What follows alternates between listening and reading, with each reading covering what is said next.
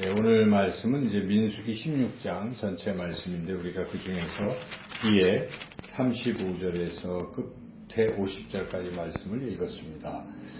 지금 이 상황은 이스라엘 백성이 이제 가나안 땅에 들어가기 한 1, 2년 전쯤입니다. 시간적으로 보면. 그래서 어찌 보면 1세대는 이제 거반다 죽어가고 있는 이런 상황인데 이 뜻밖의 사건이 일어났습니다. 지금 조금 있다가 이제 1세대가, 2세대가 이제 들어가야 되는 상황인데, 내분이 일어났습니다. 무슨 외적의 침입이 있었던 것도 아니고, 내분이 일어나서 지금 이스라엘 백성 공동체가 무너지려고 하는 이런 상황이었습니다. 그 내분의 내용은 이제 고라라는 사람이 같은 이제 레위 지파 사람이에요. 근데 고라가 왜 모세와 아론 계열만 이렇게 제사장들을 맡고 자기네들은 왜 못하냐 이런 겁니다. 그래서 비슷한 처지에 있는 뭐 다단이라든지 다른 사람들에게 온이라든지 이런 사람들과 모여가지고 이제 모세에게 이제 반발하는 거죠. 지휘관도 한 250명가량 모았으니까 상당히 많은 사람들 지금 모은 겁니다. 그래서 반란을 일으키고 있는 것이죠. 그래서 그런 상황에 있었던 이야기들이 지금 민수기 16장에 기록되어 있습니다. 그래서 이런 상황에 모세 아론이 어떻게 했는가? 모세 아론도 준엄했습니다. 왜냐하면 자신들이 무너지면 다 무너지는 겁니다. 이스라엘이 가나안 땅에 들어가기는커녕 그냥 그 광야에서 전멸하는 이런 상황인지라 모세와 아론이 이 공동체를 살리기 위해서 이대로 두면 안 되겠다 이런 생각을 하고 그 백성은 물론 항상 사랑해요. 모세가. 그렇지만 이 공동체를 무너뜨리는 세력에 대해서는 매우 단호했던 것입니다. 그래서 모세와 아론이 하나님 앞에 간절히 기도하는 거예요. 저들을 제거해 주십시오. 이렇게 기도를 했다는 것이죠. 그래서 오늘 내용에 보면은 모세와 아론이 이제 4절에 듣고 엎드렸다가 이렇게 하니까 기도를 하죠. 기도하는 내용이 어디 나오나요? 이제 대화를 하다가 기도를 합니다. 그래서 그 기도가 15절부터 나오죠. 한번 읽어보겠습니다. 15절. 모세가 심히 노하여 여호와께 여짜오되 주는 그들의 허물을 돌아보지 마옵소서. 나는 그들의 나귀 한 마리도 빼앗지 아니하였고 그들 중에 한 사람도 해하지 아니하였다 하고 이렇게 지금 그들이라고 하면은 고라 자손이죠. 그들이 지금 이렇게 대적하고 이렇게 하고 있는 이런 상황이죠. 그래서 그렇게 기도를 했다는 것입니다. 자, 이런 기도는 뭐 자신을 대적했다고 해서 어떤 감정적으로 하는 것이 아니라 자기가 무너지면 공동체가 무너지는 그 이유는 자기가 그냥 개인의 모세가 아니고 개인의 아론이 아니고 우리가 이미 읽었지만은 하나님께서 세우셨잖아요. 모세를 떨기나무에서 부르셔서 나의 종 모세하고 너는 이 백성을 구원하라고 사명까지 주셔서 모세가 그동안 다 해가지고 했던 거라는 거죠. 그래서 그런 상황에 아론도 하나님께서 야, 형 아론을 대제사장으로 세워라. 이렇게 해서 지금 세워놓은 그러니까 하나님이 세우신 지도 리더십인데 이걸 지금 다단이 그냥 논리는 딱 그거예요. 왜 너들만 하냐? 우리나 너들이랑 뭔 차이가 있냐? 어찌 보면 틀린 얘기도 아니죠.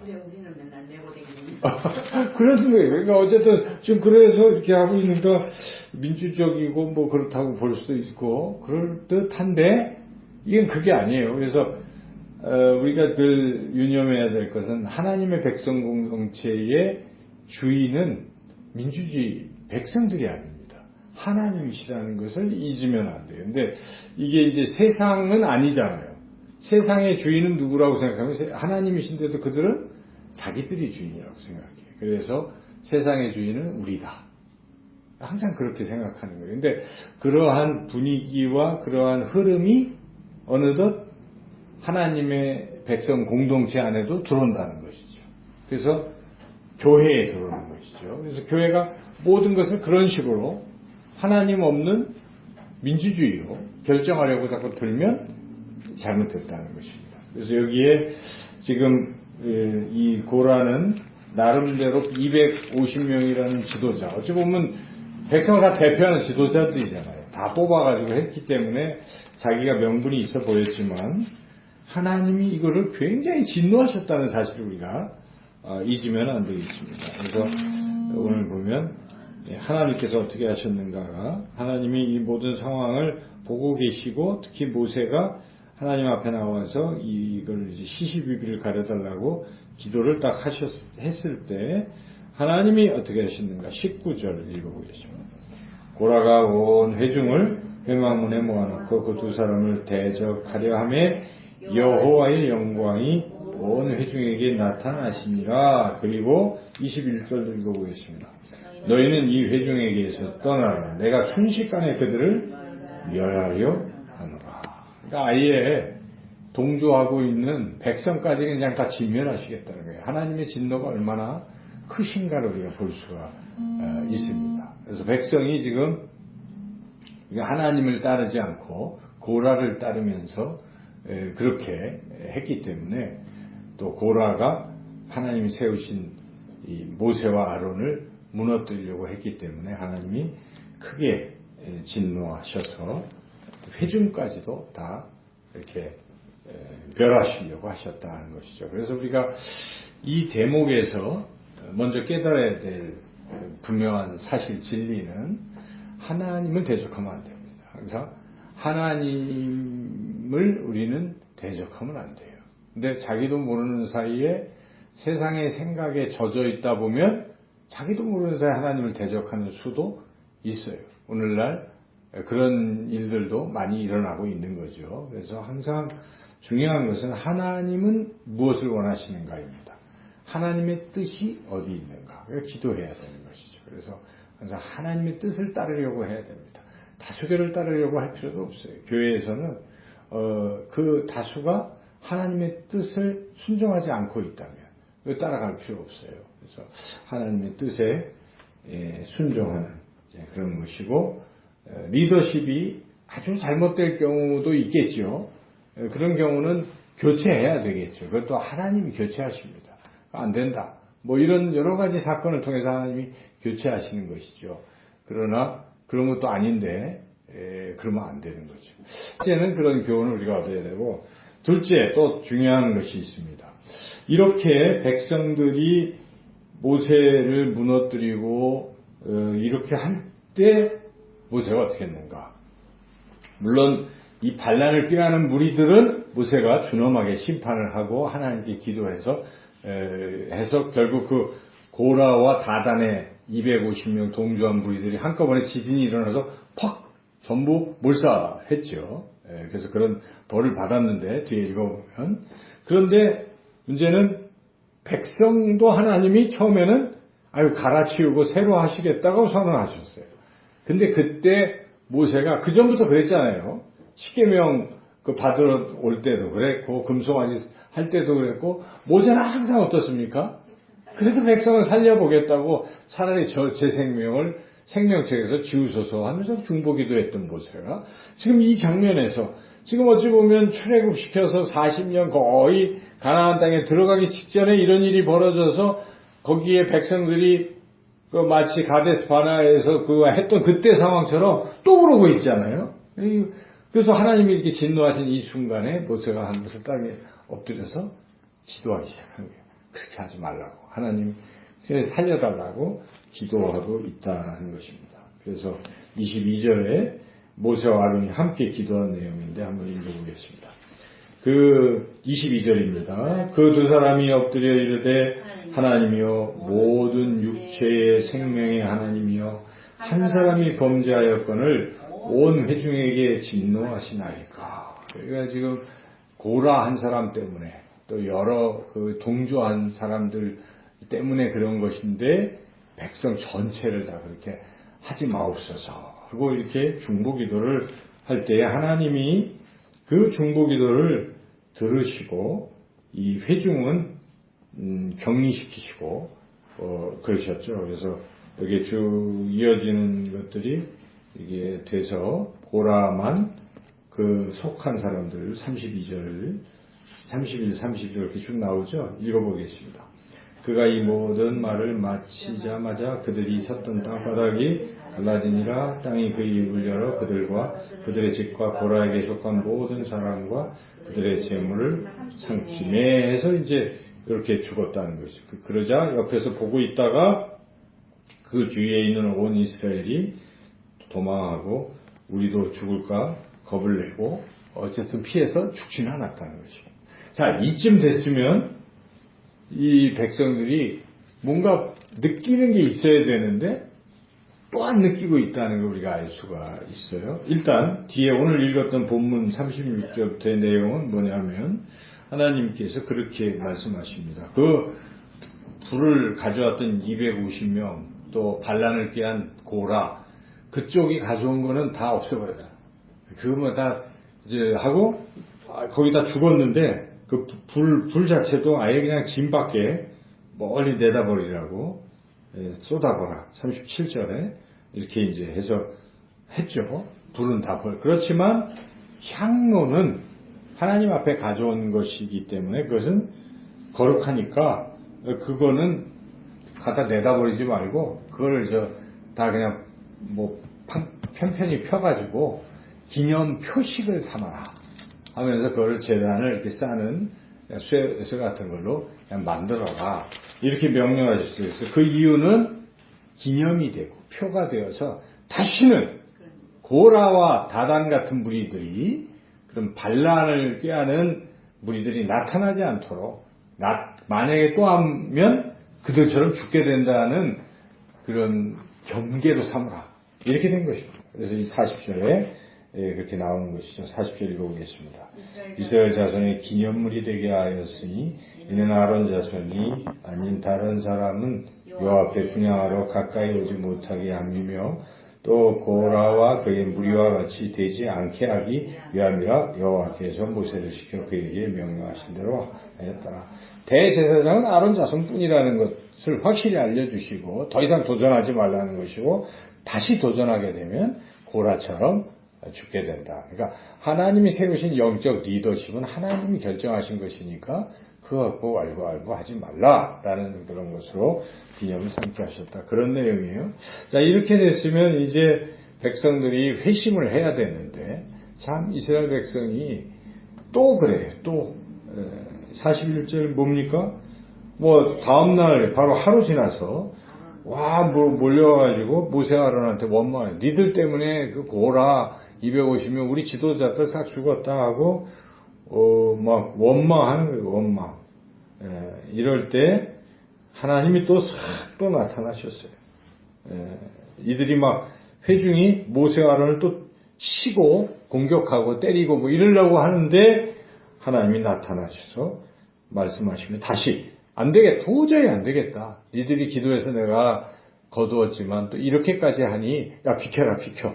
회중을 내가 지금부터 멸하겠다. 이렇게 말씀하신 것이죠.